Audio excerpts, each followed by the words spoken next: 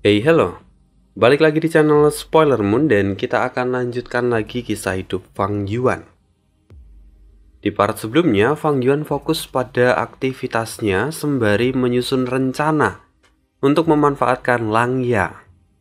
Tentu dalam prakteknya, Fang Yuan bersikap dengan rendah hati dan menjilat Lang Ya. Tingkah Fang Yuan sangat alami sampai Lang Ya pun tidak curiga. Selain itu, untuk saat ini ada banyak hal yang harus Fang Yuan persiapkan, terutama setelah dia mengetahui kebenaran tentang kehendak surga. Dia sadar bahwa dirinya saat ini sedang diincar, maka dia harus selalu menyusun strategi dan selalu berjaga-jaga. Untungnya, Fang Yuan sudah mendapatkan banyak informasi tentang kehendak surga dari rambut keenam. Hal ini sangat berguna untuk Fang Yuan. Nah, kalau begitu, sekarang mari kita sambung kisah hidup Fang Yuan di part 221. Di akhir part kemarin, Lang Ya telah mengambil keputusan setelah mendengarkan saran dari Fang Yuan. Karena itu Lang Ya berencana menggerakkan para tetua yang telah mencapai ranah immortal untuk berburu di dunia luar. Tempat yang menjadi sasaran adalah dataran Taikyu, salah satu dari 10 area berbahaya di dataran utara. Namun, Lang Ya juga tidak akan bertindak gegabah. Karena itu, dia sudah menyiapkan sebuah rencana. Dan saat ini, perbincangan antara Fang Yuan dan Lang Ya masih berlanjut. Dataran Taikyu adalah tujuan kita sekarang. Kau seharusnya sudah familiar dengan tempat itu, kata Lang Ya pada Fang Yuan. Fang Yuan pun menjawab, dataran Taikyu memang cukup familiar denganku. Karena dulu aku sempat bertarung di sana ketika perebutan warisan Dongfang Changfan. Nah itu, karena itu aku akan mengatakan ini padamu. Aku bermaksud untuk mengatur formasi teleportasi di wilayah itu. Aku ingin mendengar pendapatmu tentang ini, tanya Lang Ya. Fang Yuan tampak ragu-ragu sejenak sebelum akhirnya dia bicara. Sejujurnya aku tidak menyarankan untuk kita mendirikan formasi Gu di dataran Taikyu. Meskipun aku pernah ke sana, bukan berarti aku mengetahui seluruh seluk-beluk dan medan dari tempat itu. Selain itu, dataran Taikyu juga dipenuhi dengan sarang lebah tanah. Jika kita menyebabkan keributan walau hanya sedikit, itu akan menyebabkan serbuan binatang buas. Terlebih tempat itu tidak seperti tempat yang lain. Tempat itu benar-benar diisi oleh binatang buas, mulai dari peringkat 6 bahkan sampai peringkat 8. Aku pernah bertarung di sana sebelumnya karena pengaturan dari Dongfang Changfan. Jika tanpa pengaturan itu, kami semua tidak akan bisa bertahan di sana. Selain itu, jika kita membuat formasi di area pinggiran, itu pun bukan pilihan yang tepat. Karena nyatanya tempat itu masih diawasi oleh berbagai kekuatan. Ini juga menjadi alasan kenapa para klan super tidak melakukan penjarahan di sana. Aku khawatir ini justru bukan pilihan yang terbaik. Mendengar itu, Lang Ya pun tertawa sambil menepuk pundak Fang Yuan. Dia berkata, Fang Yuan, kau memang pandai, tapi kau bisa yakin pada perkataanku. Lihatlah ini. Lang Ya kemudian mengeluarkan Gu dari jalur informasi peringkat 2 dan dia menyerahkannya pada Fang Yuan. Fang Yuan melihat Gu itu dan dia tampak terkejut. Ini peta dataran Taikyu. Peta ini benar-benar lengkap. Ini akan sangat membantu kita untuk mengeksplor dataran Taikyu. Penglihatanmu memang bagus. Sekarang sepertinya tidak ada keraguan lagi di matamu, kata Lang Ya sambil tertawa. Luar biasa, Sekte Lang Ya memang sungguh luar biasa. Fang Yuan pun memuji dan mengacungkan jempol. Langya dengan penuh semangat menjelaskan, "Di masa lalu, tubuh utamaku telah melakukan perjalanan berulang kali ke tempat itu untuk mendapatkan material abadi. Dan setelah menggabungkan pengalamanku serta deduksi dari rekanku, aku berhasil mendapatkan peta ini." "Oh, jadi begitu. Kamu memang luar biasa, tetua tertinggi," kata Fang Yuan dengan antusias. Walaupun tentu semuanya itu hanya pura-pura. Sebenarnya, Langya selama ini hanya bermain-main di telapak tangan Fang Yuan. Fang Yuan sudah tahu tentang semua ini, termasuk tentang peta ini. Karena alasan ini juga, Fang Yuan itu dengan sengaja mengusulkan ide untuk pencarian material abadi di dunia luar. Dan Fang Yuan sendiri dengan sengaja mengusulkan parit bumi, karena Fang Yuan tahu bahwa tempat itu saat ini dipenuhi dengan kekacauan. Sehingga pada akhirnya Langya pasti akan menolak usulan parit bumi dan menggantinya dengan tempat yang lain. Dan karena Langya sudah punya peta tentang dataran Taikyu, satu-satunya tempat yang pasti akan dipilih oleh Langya adalah dataran Taikyu. Tapi kenapa sebenarnya Fang Yuan ingin pergi ke dataran Taikyu? Tidak terlalu banyak alasan yang neko-neko sebenarnya. Fang Yuan hanya mencari tempat paling aman yang bisa dia gunakan untuk melakukan eksperimen dengan kehendak surga. Karena Fang Yuan sudah tahu bahwa Langya memiliki peta dari dataran Taikyu, maka dia ingin melakukan eksperimen di sana. Jadi pada akhirnya semua yang terjadi di beberapa part ini itu semua sesuai dengan skema yang dibuat oleh Fang Yuan. Nah, mungkin akan ada pertanyaan, terus dari mana Fang Yuan mendapatkan semua informasi ini? Tentu saja, semua itu didapatkan dari rambut keenam. Karena di dalam transaksi mereka sebelumnya, salah satunya disebutkan tentang permintaan informasi tanah Langya. Jadi rambut keenam tentu memberikan seluruh detail tentang tanah Langya pada Fang Yuan. Setelah itu, Langya pun berkata, "Peta ini mencatat seluruh topografi dari dataran Taikyu. Di sana juga terdapat distribusi pembagian kelompok binatang buas. Namun, ada kekurangan besar di dalam peta ini, yaitu peta ini sudah lama tidak diperbarui sejak pertama kali dibuat. Tentu, selama itu juga dataran Taikyu pasti sudah mengalami banyak perubahan." Fang Yuan pun mengangguk. "Tetua tertinggi benar, aku juga memikirkan hal yang sama." Kemudian Langya melanjutkan, "Nah, karena kau sudah cukup familiar dengan tempat ini, dan kau juga adalah manusia dengan Gu Immortal perubahan bentuk, maka aku bermaksud untuk mengirimmu memeriksa peta ini." Sebelum Langya melanjutkan perkataannya, Fang Yuan dengan segera menyahut, "Tetua tertinggi hanya perlu memberiku perintah, maka aku akan menjalankannya. Lagi pula bisa mengerjakan masalah penting dari sekte adalah sebuah kehormatan bagiku." Mendengar jawaban Fang Yuan, Langya pun tertawa terbahak-bahak. Dia sangat senang pada Fang Yuan. "Fang Yuan, kau memang luar biasa. Aku tidak salah menilaimu. Kalau begitu, aku akan mengutusmu pergi. Dan tentu aku akan memberimu hadiah yang layak ketika kau kembali. Tapi ingat, bertindaklah sesuai dengan keadaan dan juga berhati-hatilah. Tujuan utamamu adalah memastikan dan memeriksa lingkungan dataran Taikyu, lalu kemudian memperbaiki peta ini. Jika kau masih memiliki peluang, kau bisa mengatur formasi teleportasi di tempat yang sesuai. Setidaknya, ada 3 lokasi di peta ini yang mungkin cocok untuk pembuatan formasi teleportasi. Ketiganya adalah tempat di mana 3 binatang buas abadi mati. Aku akan memberimu 1 set gu untuk membangun formasi teleportasi. Ketika kau menemukan lokasi yang cocok, maka gu itu akan bergetar dan bercahaya serta memberitahumu.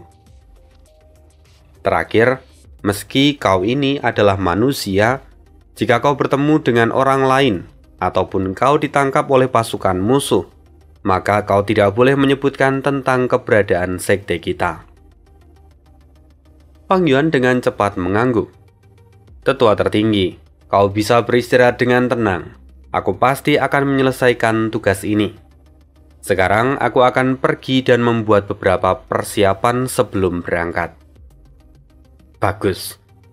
Kerjamu memang bagus, maka kalau begitu aku menunggu kabar terbaik darimu, kata Langya. Kini Langya tampak sangat gembira dan vibes di sekitarnya benar-benar terasa positif. Fang Yuan pun kemudian pergi dan mulai membuat persiapan. Kali ini dia membawa seluruh gu miliknya dan juga tubuh zombie miliknya. Fang Yuan tahu ini berbahaya, karena di dalam tubuh zombie miliknya terdapat spring autumn cicanda yang mengandung kehendak surga. Selain itu, di dalam tubuhnya pun ada para monster salju yang mana mereka juga mengandung kehendak surga. Keduanya sama-sama memiliki kehendak surga. Namun, itu tidak masalah karena Fang Yuan sudah punya rencana. Justru ini adalah salah satu bagian dari eksperimen yang akan dia lakukan. Bagaimanapun, sekarang Fang Yuan telah memiliki banyak informasi tentang kehendak surga. Jadi wajar kalau dia ingin mencobai kehendak surga.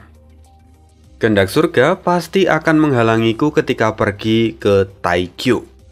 Sama seperti ketika aku dalam perjalanan dari perbatasan selatan kembali ke dataran utara.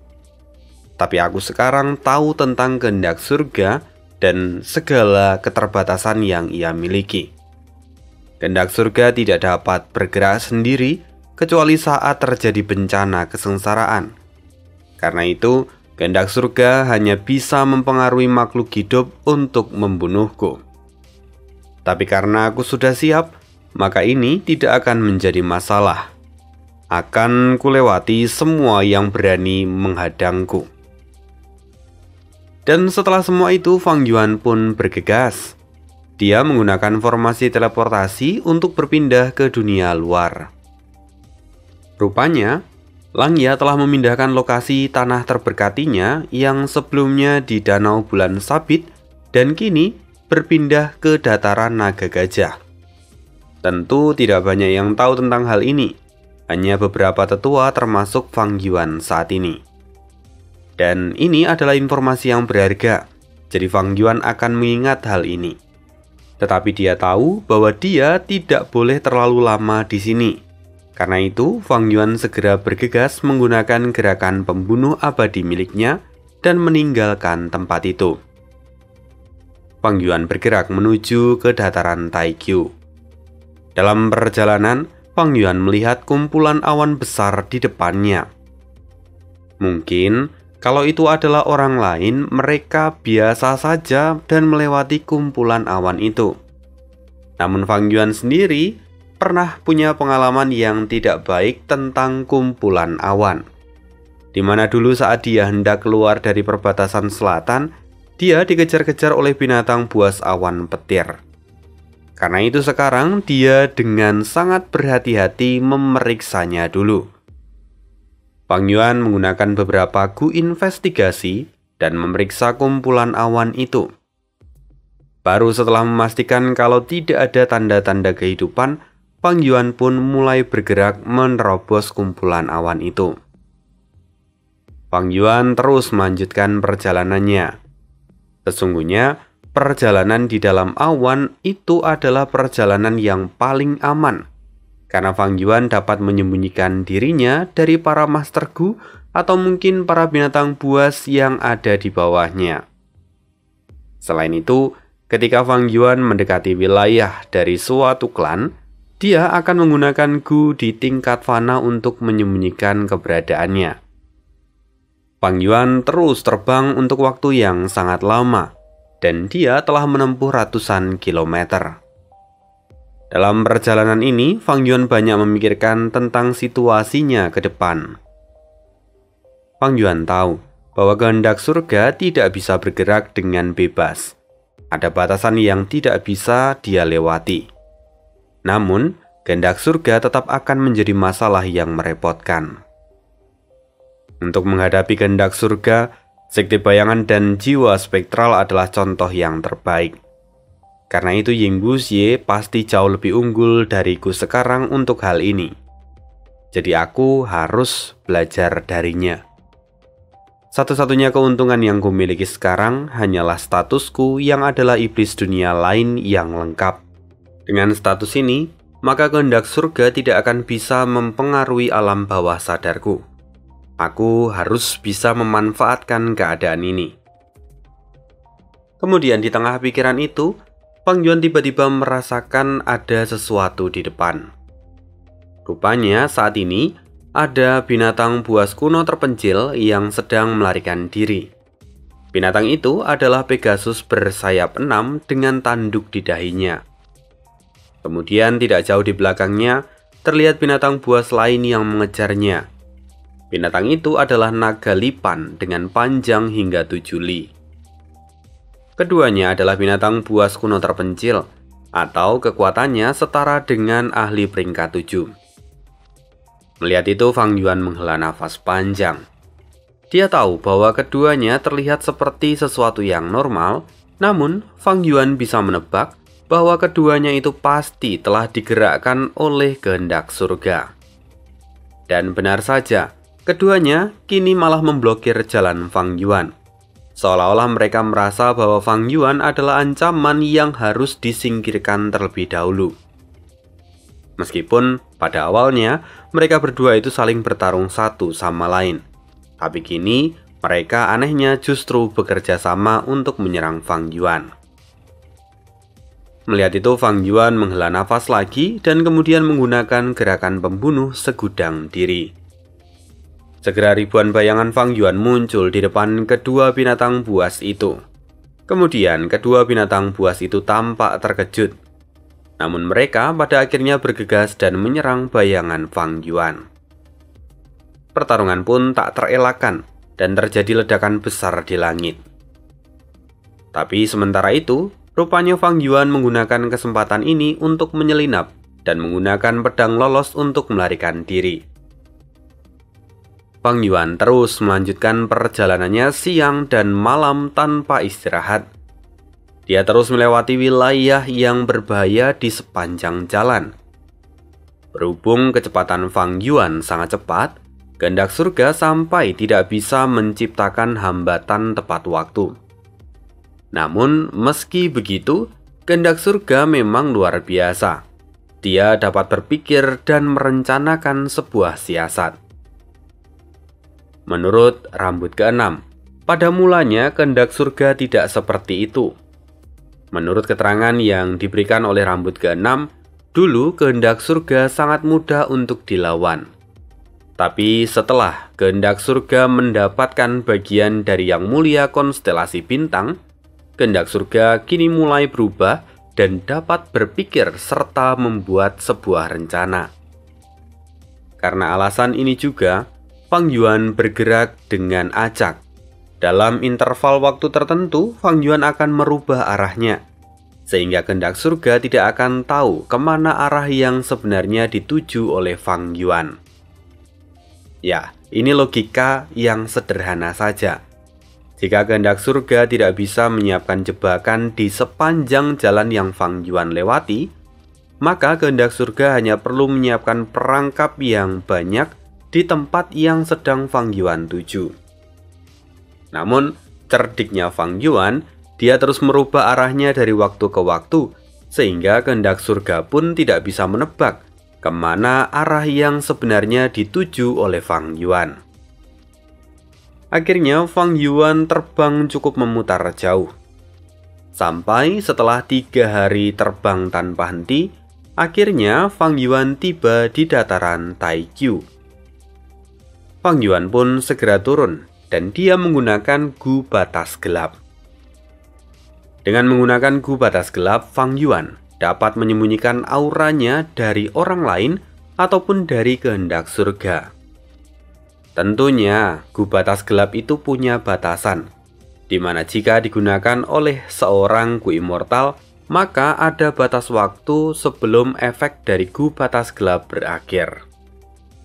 Dan itulah yang terjadi pada Fang Yuan. Karena ada faktor yang membatasi ini, maka Fang Yuan pun memilih untuk menggunakan gu batas gelap ketika dia memasuki dataran Taikyu. Memang hal ini cukup berbeda dengan He Laolan yang dulu menggunakan gu batas gelap juga. Di mana ketika itu kemampuan dari gu batas gelap itu bertahan sangat lama. Alasannya cukup sederhana, karena ketika itu He Laolan masih berada di tingkat fana. Yaitu keadaannya cukup berbeda dengan Fang Yuan sekarang yang sudah ada di ranah immortal, sehingga membuat kemampuan dari gu batas gelap itu berkurang. Inilah kelemahan dari gu batas gelap, dan Fang Yuan mengetahui semua itu, sehingga dia menggunakannya pada waktu yang tepat. Karena kalau sejak awal Fang Yuan sudah menggunakan gu batas gelap, dan akhirnya gu batas gelap itu kehilangan kemampuannya, maka itu hanya akan membuat Fang Yuan repot. Kalau sampai kehendak surga menyadari keberadaannya, maka itu hanya akan membuat kehendak surga menyiapkan jebakan untuk Fang Yuan. Ya, sekali lagi Fang Yuan sudah memperhitungkan segalanya, dan dia melakukan semuanya sesuai dengan timing yang paling tepat. Dan setelah semua itu, Fang Yuan akhirnya mulai masuk ke dataran Taikyu. Namun, penampilannya sekarang bukanlah penampilan manusia, melainkan Fang Yuan sudah menggunakan gu perubahan bentuk dan menjadi kambing gunung. Tapi perlu dicatat bahwa kambing gunung ini bukan kambing gunung biasa. Dari ciri-ciri fisiknya saja kita bisa melihat bahwa tinggi dari kambing gunung itu sudah hampir 6 meter. Itu jauh lebih besar daripada kambing gunung biasa. Dan secara tingkatan, penyamaran Fang Yuan sebagai kambing gunung ini memiliki tingkatan binatang buas kuno atau setara dengan peringkat 6. Jadi perlu ditekankan lagi bahwa ini bukan kambing gunung biasa. Nah, pertanyaannya kenapa Fang Yuan memilih kambing gunung sebagai penyamaran? Alasannya pun cukup sederhana, bahwa karena kambing gunung adalah salah satu binatang yang sangat umum di dataran Taikyu. Jadi, Fang Yuan memilih kambing gunung agar dapat berbaur dengan sempurna dan menghindari kecurigaan dari kehendak surga. Sementara itu, gambaran tentang dataran Taikyu. Tempat ini sebenarnya seperti sebuah hutan yang sangat besar. Namun, hutan itu terbuat dari rumput-rumput raksasa. Tempat ini memang seperti mengalami anomali, sehingga rumput-rumput itu tumbuh sangat besar. Inilah salah satu alasan kenapa tempat ini kemudian diberi nama dataran Taikyu. Karena tempat ini memiliki rumput-rumput yang sangat tinggi, dan jika dilihat dari atas semuanya terlihat seperti dataran yang luas. Bahkan saat ini, Fang Yuan yang sudah menjadi kambing gunung dengan tinggi 6 meter terlihat begitu kecil di antara rumput-rumput ini. Fang Yuan perlahan mulai melangkah ke dalam. Di dalam perjalanannya, dia bertemu dengan kuda pasir emas yang saat ini sedang makan. Untungnya kuda ini adalah jenis herbivora, sehingga setelah melihat Fang Yuan, kuda ini pun mengabaikannya. Andai saja Fang Yuan berubah menjadi serigala iblis, maka pasti kuda ini akan menyerangnya. Inilah alasan kenapa Fang Yuan memilih kambing gunung. Dan karena itu, dia dapat bergerak dengan bebas di dalam dataran Taikyu. Sekarang Fang Yuan berjalan menuju titik pertama di mana mayat binatang buas abadi itu berada. Semuanya sesuai dengan peta yang diberikan oleh Lang Ya. Namun saat dia sampai di lokasi, Fang Yuan melihat bahwa mayat yang ada di sana sudah tidak ada. Maklum, memang sudah 300.000 tahun lebih, jadi sangat mungkin mayat itu sudah membaur dengan alam, ataupun menjadi nutrisi bagi binatang yang lain. Fang Yuan sendiri tidak patah arang. Dia kembali menuju ke titik kedua. Sayang sekali, di titik kedua pun Fang Yuan tidak berhasil menemukan mayat binatang buas abadi di sana. Bahkan, tempat ini sekarang sudah menjadi markas dari binatang buas yang lain. Jadi tempat ini justru tidak aman, dan Fang Yuan memutuskan untuk segera pergi meninggalkan tempat itu. Karena kalau sampai terlibat dengan mereka, itu akan sangat merepotkan. Setelah Fang Yuan berhasil menyelinap, dia langsung menuju ke tempat yang ketiga. Dan begitu sampai di sana, alangkah terkejutnya Fang Yuan. Karena saat ini di depannya terlihat sebatang pohon yang sangat besar, ukurannya hampir setara dengan gunung, berdiri tegak sendirian. Sementara di sekitarnya tidak ada pohon lain yang bertahan. Semuanya mati dan berubah menjadi arang. Seolah semuanya baru saja terkena bencana besar. Dan satu-satunya yang bertahan adalah pohon ini saja. Fang Yuan kembali melangkah ke depan. Namun kali ini dia telah merubah penampilannya lagi. Tidak lagi kambing gunung, melainkan menjadi monyet penelan api. Monyet penelan api adalah salah satu binatang buas kuno yang terkenal karena kelincahannya. Dan karena tempat ini sebelumnya telah terbakar, ini membuat Fang Yuan berpikir untuk berubah menjadi monyet penelan api. Selain itu, monyet penelan api juga memiliki kelincahan yang luar biasa.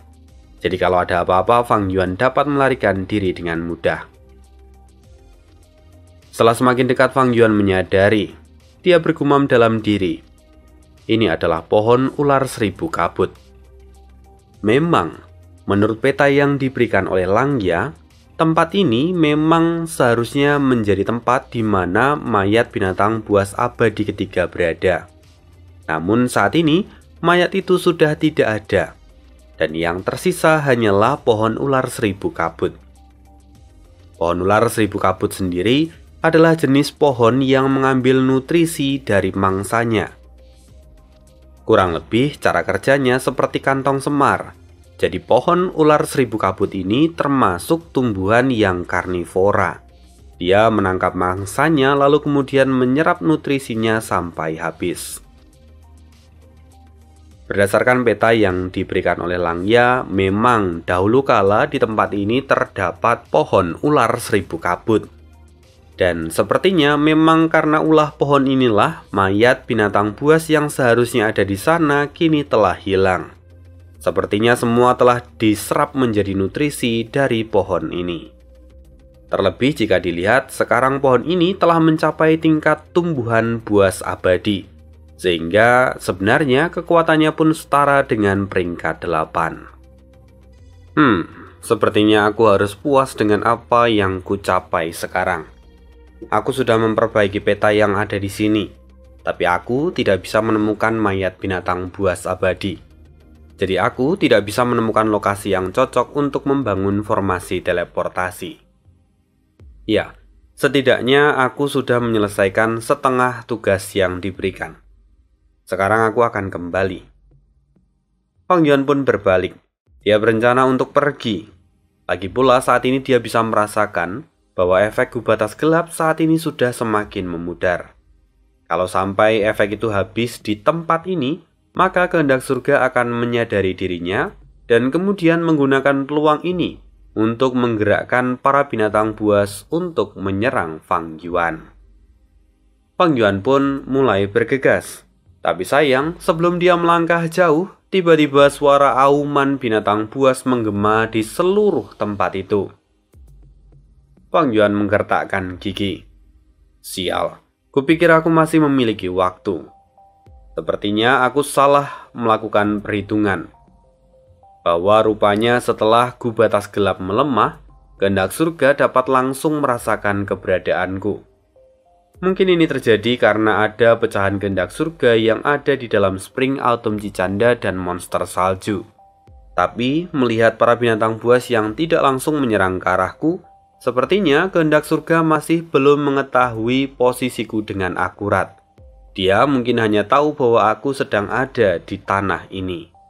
Dia mungkin hanya tahu bahwa aku sedang berada di dataran Taikyu. Fang Yuan harus mencatat ini. Kedepannya, kalau dia mau menggunakan gu batas gelap, maka dia tidak boleh membiarkan gu batas gelap melemah. Karena begitu melemah, maka kehendak surga akan mulai bisa merasakannya. Ini adalah penemuan yang bagus. Dan tentu saja sekarang Fang Yuan merasa puas. Lagi pula eksperimennya benar-benar telah terbukti. Hampir semua yang terjadi sesuai dengan prediksi Fang Yuan. Mulai dari kehendak surga yang tidak bisa membuat rencana karena Fang Yuan bergerak dengan sangat cepat. Kemudian yang kedua, Fang Yuan dapat mengubah-ubah tujuan untuk membuat kehendak surga kebingungan. Semuanya berjalan sesuai dengan rencana Fang Yuan. Dan sekarang ada tambahan informasi bahwa Fang Yuan tidak boleh membiarkan efek gu batas gelap melemah. Kalau tidak, maka dia akan ketahuan. Dengan semua informasi ini, maka Fang Yuan pasti bisa meminimalisir gangguan dari kehendak surga ke depannya. Sekarang aku harus segera pergi dari tempat ini, kata Fang Yuan, yang mana dia segera menggunakan gu pedang lolos dan dikombinasikan dengan gerakan pembunuh dari jalur darah miliknya. Sementara itu sekarang banyak binatang buas yang mencoba menghadangnya dari segala arah. Tapi meski begitu, Fang Yuan dapat menghindari mereka dengan mudah. Meskipun dia harus mengambil jalan yang sedikit memutar, karena jalan yang sebelumnya ia lewati saat ini sudah dipenuhi oleh para binatang buas. Akhirnya, saat ini Fang Yuan pun kejar-kejaran dengan para binatang buas itu. Fang Yuan terus bergerak menuju ke pusat dari dataran Taikyu. Kemudian, di tengah jalan, tiba-tiba para binatang buas yang mengejarnya mulai melambat dan bahkan sampai berhenti. Mereka semua tampak ingin memakan Fang Yuan, tapi enggan untuk maju. Melihat keanehan ini, Fang Yuan merasakan sesuatu yang berbeda. Dan ketika itu, dia juga merasakan aura yang menekannya. Fang Yuan pun menyipitkan mata.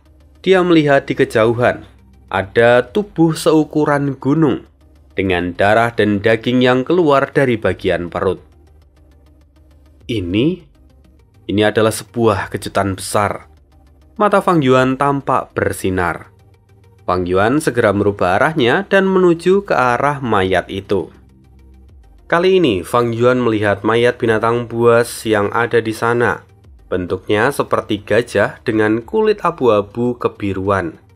Tubuhnya penuh luka dan kini mulai membusuk. Apa yang bisa membunuh binatang buas abadi seperti ini? Fang Yuan bertanya-tanya di dalam benaknya. Lokasinya sekarang sangat dekat dengan pusat dataran Taikyu, dan tempat ini terkenal sangat berbahaya. Jadi sebenarnya wajar kalau ada banyak binatang buas abadi yang telah hidup begitu lama di tempat ini.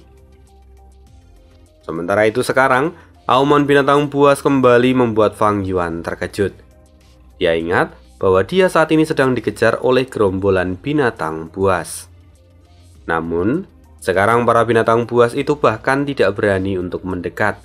Mereka hanya mengelilingi mayat itu dan mengepung Fang Yuan dari segala arah. Sepertinya aku harus masuk lebih dalam, kata Fang Yuan sambil menyeringai. Tapi saat Fang Yuan mulai berjalan, sebuah kekuatan tak berbentuk seolah memukul mundur dirinya. Ini sudah seperti gelombang dalam di laut yang kemudian memukul mundur penyelam yang mencoba bergerak maju. Gelombang ini memang kuat, namun bukan berarti Fang Yuan tidak bisa bergerak. Akhirnya, Fang Yuan terus berjalan dan mengamati sekitar. Jadi ini tanda dao dari jalur air. Fang Yuan bisa merasakannya. Dia akhirnya tahu bahwa mayat binatang buas ini memiliki banyak tanda dao dari jalur air. Dengan jumlah tanda dao sebanyak ini, maka seiring berjalannya waktu, tempat ini pasti akan berubah. Artinya dalam beberapa ratus tahun ke depan tempat ini mungkin sudah berubah menjadi danau besar. Itulah hasil penilaian dari Fang Yuan. Kemudian semakin lama Fang Yuan mencoba mendekatinya, tekanan dari tanda Dao ini menjadi semakin besar. Tentu hal ini mulai membebani tubuh Fang Yuan. Namun setidaknya ini jauh lebih baik daripada dia harus diserang oleh gerombolan binatang buas yang sedang mengejarnya. Dan setelah Fang Yuan kira-kira berada pada jarak 1 km dari mayat binatang buas abadi itu, Fang Yuan pun berhenti. Sepertinya di sini adalah tempat yang aman. Di saat yang sama, Fang Yuan bisa merasakan getaran dari set gu yang sebelumnya diberikan oleh Lang Ya. Fang Yuan kemudian mengeluarkan gu itu, dan semuanya mulai bercahaya. Itu artinya, tempat ini adalah lokasi yang cocok untuk membangun formasi teleportasi. Bagus, ini jackpot, kata Fang Yuan dengan gembira. Kemudian Fang Yuan mulai menyuntikkan esensi abadi dan semua gu itu pun mulai berterbangan. Semua mengambil posisi dan membentuk sebuah formasi besar. Fang Yuan terus menyuntikkan esensi abadinya dan para gu pun mulai mengubur diri di dalam tanah. Setelah beberapa saat Fang Yuan berkata, "Akhirnya selesai. Formasi plat teleportasi," kata Fang Yuan sambil memandangi sekeliling. Selama dia memasang formasi itu, Fang Yuan pun merasa kagum. Ini adalah pencapaian formasi yang menakjubkan.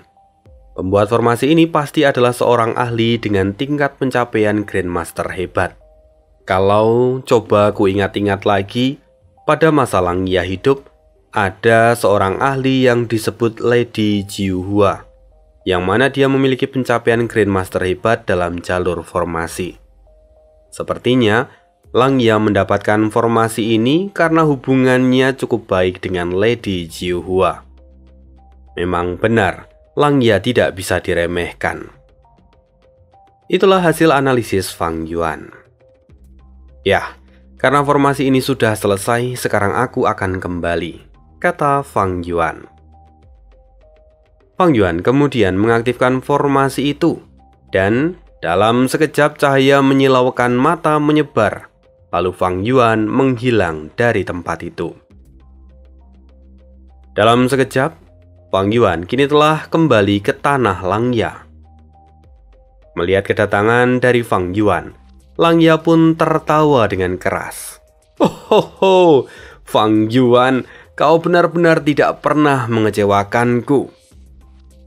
Fang Yuan telah menyelesaikan tugas di dataran Taikyu dengan hasil yang sangat memuaskan. Karena itu, Lang Ya pun segera memberikan hadiah yang telah ia janjikan.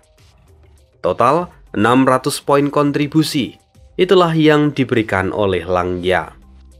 Dengan jumlah yang sebanyak ini, Fang Yuan sebenarnya bisa menukar banyak hal dari perbendaharaan Lang Ya. Tetapi untuk saat ini, Fang Yuan lebih memilih untuk menyimpan poin kontribusi ini dan melakukannya di masa depan. Setelah mereka selesai berbincang-bincang, Fang Yuan pun kemudian memutuskan untuk kembali ke gedung awan kedua. Sepanjang jalan Fang Yuan berpikir bahwa untuk saat ini dia sudah mengerti cara kerja dari kehendak surga. Karena itu, Fang Yuan bisa membuat rencana untuk kedepannya. Sementara itu, dia sendiri tidak akan kembali ke dataran Taikyu untuk sementara waktu. Karena Fang Yuan tahu bahwa kehendak surga pasti sudah menyiapkan jebakan di sana. Jadi akan lebih baik kalau dia menggunakan para manusia berbulu untuk menjelajahi dataran Taikyu. Ya, pada akhirnya memang para manusia berbulu itu hanya akan menjadi pion dari Fang Yuan. Kemudian, langkah berikutnya, Fang Yuan sudah memikirkan ini sejak lama. Di kehidupan sebelumnya, Fang Yuan memiliki sebuah sekte, di mana dia adalah ketuanya. Melalui sekte yang ia dirikan, dia memiliki jaringan informasi yang besar. Namun di kehidupan ini, dia belum memilikinya. Karena itu sekarang Fang Yuan bertekad untuk mengembangkan jalur informasi. Bagaimanapun, informasi adalah senjata terkuat dalam pertarungan. Tanpa informasi yang berguna, Fang Yuan tidak akan bisa bertahan hingga hari ini. Itulah yang akan Fang Yuan lakukan sekarang. Dan sementara itu kita akan berpindah ke benua tengah lagi. Kita akan lihat keberadaan dari Ying Wuxie. Tiba-tiba terdengar teriakan dari seorang Ku Immortal peringkat 7. Ketemu! Mereka ada di sini! Segera dua Ku Immortal lainnya menghampiri Ku Immortal yang tadi berteriak. Ketiga Ku Immortal ini adalah Ku Immortal dari Sekte Jiwa Kuno. Mereka juga yang sebelumnya menghadang pelarian Ying Wuxie. Sejak saat itu, mereka bertiga terus mencari di lokasi sekitar persembunyian Ying Wuxie. Namun, tidak sekalipun mereka pernah menemukan Ying Wuxie sampai hari ini tiba. Oi, lihat. Itu hanya zombie abadi. Kita musnahkan saja, kata salah seorang di antara mereka dengan ekspresi jijik. Tidak, biarkan dia hidup. Dia memiliki metode penyembunyian yang luar biasa. Kita harus menginterogasi dia dan mendapatkan metode itu, kata yang lainnya. Mendengar percakapan mereka bertiga, Ying Wuxie tertawa. Sambil mengejek dia berkata, "Kalian ingin mengambil metode penyembunyianku? Hoho, tentu aku bisa memberitahu kalian sekarang." Segera Ying Wuxie mengaktifkan segel di tangannya, dan seketika ekspresi dari ketiga Ku Immortal dari Sekte Jiwa Kuno itu berubah drastis. Mereka kini telah masuk ke dalam perangkap yang Ying Wuxie siapkan. Sementara Ying Wuxie sendiri rupanya hanyalah sebuah umpan. Luar biasa, dia menggunakan dirinya sendiri sebagai umpan. Sungguh sosok yang sebenarnya patut untuk diteladani. Kemudian dalam sekejap, formasi besar yang sudah disiapkan oleh Ying Wuxie telah diaktifkan. Dan ketiga Ku Immortal itu pun jatuh dalam keputusasaan. Mereka bertiga langsung mendapatkan tekanan yang luar biasa, seolah-olah tubuh mereka digencet dengan kekuatan yang sangat besar. Sampai pada akhirnya, tubuh dan jiwa mereka pun hancur berkeping-keping. Melihat itu, Ying Wuxie tertawa puas. Namun sayang sekali kebahagiaan dari Ying Wuxie tidak akan berlangsung lama, karena formasi besar miliknya tiba-tiba bergetar hebat. Kemudian cahaya yang menyilaukan segera meliputi seluruh tempat itu. Sialan, mereka benar-benar bergerak begitu cepat, gumam Ying Wuxie ketika menyadari keadaannya. Cahaya itu berasal dari pengadilan surgawi, dan sekarang mereka telah menemukan lokasi dari Ying Wuxie. Tuan, segera Sinu muncul di samping Ying Wuxie bersama Tai Bayun Seng dan He Laulan. Ying Wuxie kemudian berkata dengan tenang, "Tidak apa-apa, kita akan pergi sekarang juga." Setelah itu Ying Wuxie kembali mengaktifkan lagi formasi besar. Dan Ying Wuxie menatap ke langit lalu berkata, "Benua Tengah, tunggu saja. Aku pasti akan kembali dengan pembalasan yang lebih kejam." Setelah mengatakan itu, mereka berempat pun menghilang seketika dari tempat itu. Sementara itu, di benua tengah, tepatnya di menara pengadilan surgawi, Peri Ziwei merasa heran. Totalnya ada 4 Ku Immortal, tapi anehnya aku tidak menemukan Fang Yuan di antara mereka. Kemana perginya anak itu? "Peri, bukankah kita harus segera mengejar mereka sekarang?" kata salah seorang ahli yang ada di sana.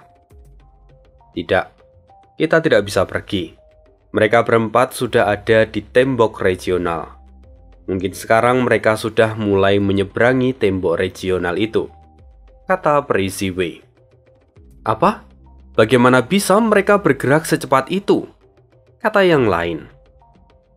Peri Ziwei pun menjelaskan bahwa formasi ini berbeda dari formasi yang biasa. Formasi ini juga yang sebelumnya digunakan oleh Bo King dan Yu Muchun saat mereka mendatangi Sekte Teratai Surgawi dan meninggalkan Sekte Teratai Surgawi ke perbatasan selatan. Jadi, percuma untuk mengejar mereka. Mereka tidak akan punya cukup waktu untuk bisa menangkap Yinggu Xie dan yang lainnya. Tapi apakah Peri Ziwei akan menyerah begitu saja? Tentu tidak. Dia sudah punya rencana, maka dia menjadi tenang. Untuk saat ini, Yinggu Xie akhirnya berhasil melarikan diri dari cengkraman pengadilan surgawi. Dan apalagi yang akan terjadi di kisah hidup Fang Yuan? Kita akan sambung lagi di part berikutnya. Sekian dulu hari ini, terima kasih, see you again di next video dan bye.